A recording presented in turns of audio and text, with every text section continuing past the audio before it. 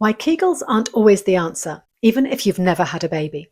If you've never had children, but you're leaking when you exercise, struggling with painful sex, or feeling totally disconnected from your core, there's a good chance someone's told you to just do your Kegels. Clench, squeeze, hold, repeat. Kegels have been pushed as the one-size-fits-all solution to pelvic floor issues for decades. But here's the truth. If your pelvic floor is already tense, tight, or overworked, Kegels could actually make things worse. This video is for you, even if you've never been pregnant, but you're experiencing pelvic floor symptoms: leaking, pain, urgency, pressure, disconnection. We'll break down when Kegels will help, when they don't, and how to figure out what your body really needs. Because your symptoms are real, your body isn't broken, and you deserve more than generic advice. What Kegels actually do? Well, let's get clear. Kegels are a pelvic floor contraction exercise. They're meant to strengthen the muscles that support your bladder, uterus, and bowel. The idea is simple: contract, hold, release. But the application isn't always so straightforward. For Kegels to work as intended, your pelvic floor has to be capable of both engaging and releasing. But many women, especially those with tension, trauma, or poor breathing mechanics, are stuck in a constant state of holding.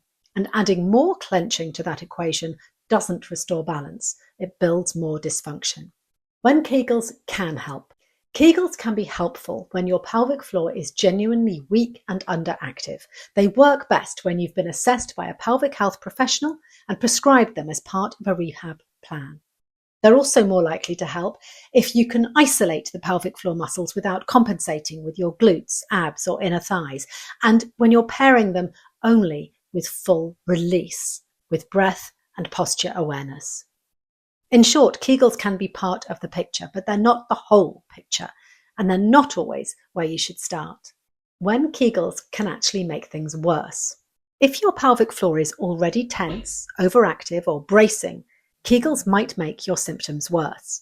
This includes increased pelvic pain or tightness, more difficulty emptying your bladder or bowels, worsening pain during sex, heightened urgency or frequency, and a sense that nothing's working despite doing your exercises. Hypertonic pelvic floor muscles need release before they need strength, and that release can't come from more squeezing. It comes from breath work, alignment, and learning to let go. Kegels were introduced in the 1940s by Dr. Arnold Kegel. At the time, it was a breakthrough, a non-surgical intervention for urinary incontinence. But what started as a clinical prescription got reduced to a wellness soundbite. Just do your Kegels. It became the answer to every pelvic floor problem, without assessment, without context, and without nuance. That oversimplification may be causing harm because not all dysfunction is weakness, and not all solutions involve tightening. What your pelvic floor might actually need? Well, your pelvic floor is part of a system.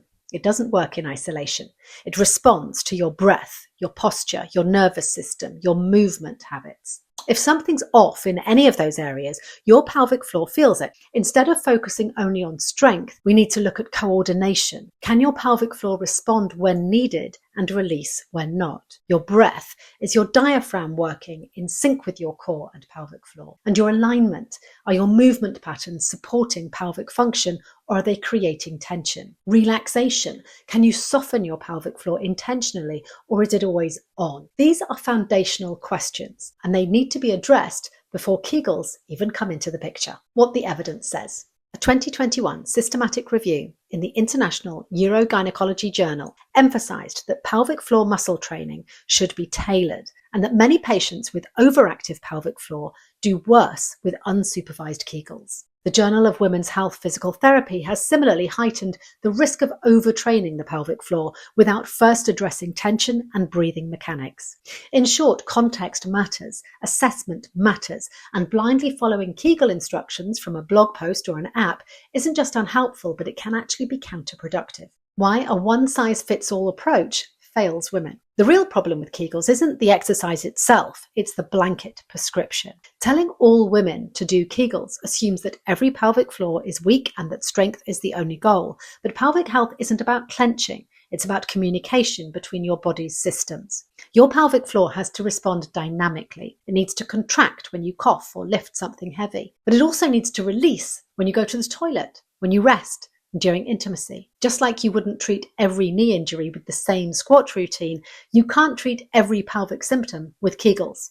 Women deserve more than generic fixes. They deserve assessments, education, and tools that reflect how their body actually works. How does this affect younger women and non-mothers? A huge number of women experiencing pelvic floor symptoms have never had a baby. That might include athletes, students, dancers, gym goers, and desk workers. The causes? Tension, pressure, overtraining, chronic sitting, stress, and a culture that promotes flat stomachs and tight abs over functional movement. Many of these women are told to do their Kegels without any screening for muscle tone or function. If they're already clenching unconsciously all day, adding more tension just reinforces the problem. And that's why awareness matters so much. You can't fix what you don't understand, and you can't relax a muscle that you didn't even know was tight. What to do if Kegels aren't working? If you've tried Kegels and they're not helping, or even making things worse, it doesn't mean your body is failing. It means the advice was incomplete. Start by reconnecting with your breath. Let your belly and pelvic floor move as you inhale. Pay attention to how your core responds when you exhale, when you walk, when you lift. Consider seeking an assessment with a pelvic health physio, especially if your symptoms are persistent. But know this, just because a doctor didn't mention pelvic floor tension, it doesn't mean it isn't there. Many simply aren't trained to look for it. You're allowed to trust what you feel. How MUTU approaches pelvic floor health. MUTU doesn't start with do your Kegels. It starts with reconnection. That means teaching breath as the first foundation, helping you feel and release your pelvic floor, aligning posture and movement so your core can do its job, and only introducing pelvic floor contraction once release and coordination are in place. This approach works whether you've had children or not. It supports you in building function, not just tone. And it teaches you how to listen to your body so you're not guessing what it needs. If you've been doing Kegels and not feeling better, or even feeling worse, you're not alone. You were probably given just the wrong starting point. Your pelvic floor doesn't need a one-size-fits-all exercise. It needs respect, attention, and sometimes it needs to let go before it gets strong. Start your 10-day free trial of MUTU to learn how to reconnect with your core and pelvic floor, starting with breath, softness, and a real insight into what your body needs. Not just clenching, not just guessing. Real answers built on evidence and care.